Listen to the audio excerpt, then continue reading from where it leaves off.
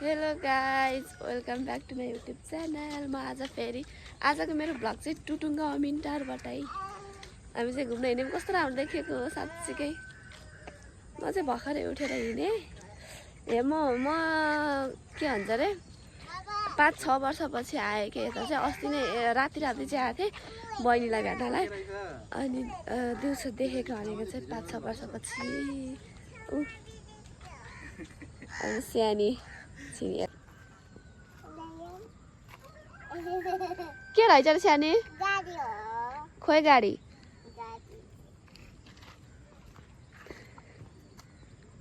यहाँ बस्नको लागि चाहिँ राम्रो हो कि फेरि।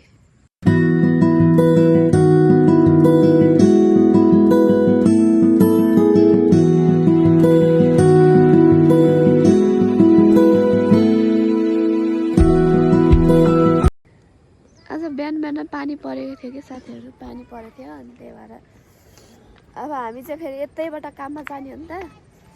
अनि पानी पऱ्यो र कसरी काममा जाने हो भनेको त धन्न पानी रोकियो।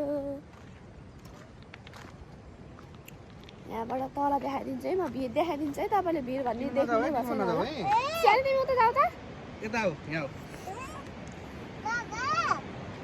हेर्नु यहाँ, यो चाहिँ पारी, त्यो चाहिँ बन्जी जम्प,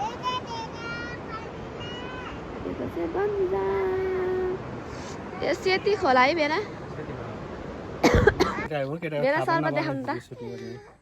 भेना चाहिँ सर्पा मार्नु भएन। ए नौतो नौकाउनु है। ए बरु भिड खोलिदिनु लाउनु भने डराएको। हामीले सर्पा मारेनौँ, अब त्यहाँभित्र हालेर फालिदिने यो सर्पलाई। उसले चाहिँ सर्पा छुन पाइने भनेर रुनु भएको छ फेरि। खेलाउने रे।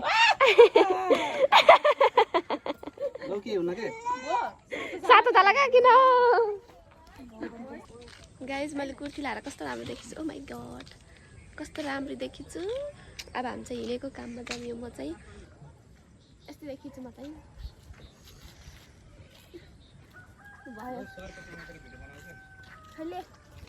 गाइज भेनाले मेरो ब्याग भिरे कस्तो देखेको छ त नि। कुची हिँडेको ढङ्ग यस्तरी। ससुराली गएर आउँदै हुनुहुन्छ भेना चाहिँ यस्तो टक्क लाएर।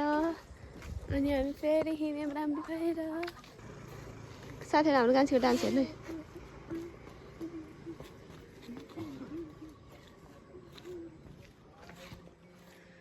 यस्तो राम्रो नाच्यो बहिनी चाहिँ। म भने हल्लिन नि जान्दिनँ साथीहरू। गाइज हामीले चाहिँ सर्पलाई बत्तलको बिर्को नखोलिकन फालिदिनु भएको छ भेनाले। कान्छी फेरि तानेर खोलिदिन लागेको छ क्या, त्यो भागोस् भनेर। तान तान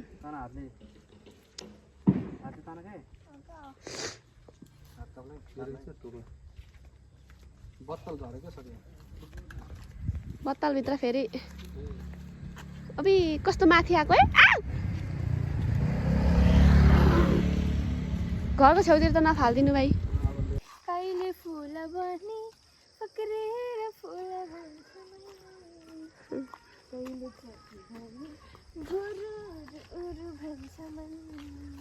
कुचे। गाइस म चाहिँ काममा आइसकेँ। काममा आउने भिडियो बनाउनु मिल्दैन नि त। मेहन्दी देखाउ न। वाह कति राम्रो। के लेखेको छ अरे कुलदीप? बोधराज ओमप्रकाश कुलदीप सुडसुट। हाँ गाइस सधैँ चाहिँ हाम्रो नि फेरि आज खाना खाइदिनु भयो। कस्तो नराम्रो लाग्यो। यहाँ चाहिँ बहिनीलाई नि म भएको देखाइदिन्छु। यिनी चाहिँ मसँग हेर्नु न भने हामी सँगसँगै हो। ए बल्ल यो हो क्या रियल फेस भन्ने गाउँछ। गाइस हामी बहिनी भेनालाई प्लास्टिकमा तरकारी ल्याइदिएको सँगै। अनि दुईवटा समोसा पऱ्यो।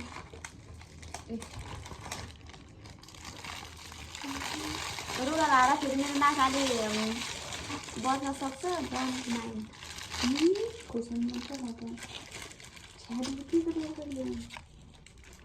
खाने कुरालाई छ्या भन्दैनन् कि। गाइस खाएर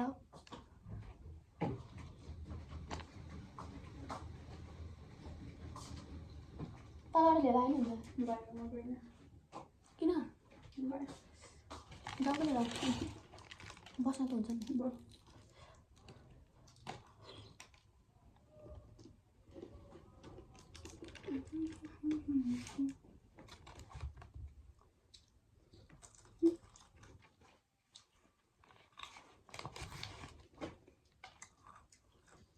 Acual meat हुन्छ यो समोसा तरकारी खानु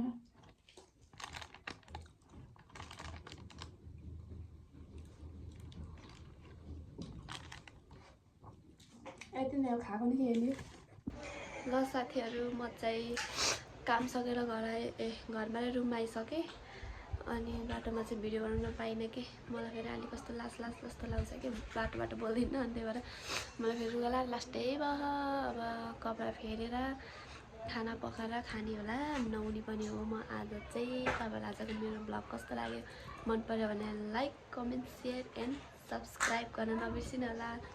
बाई बाई साथीहरू, थ्याङ्क्स फर वाचिङ।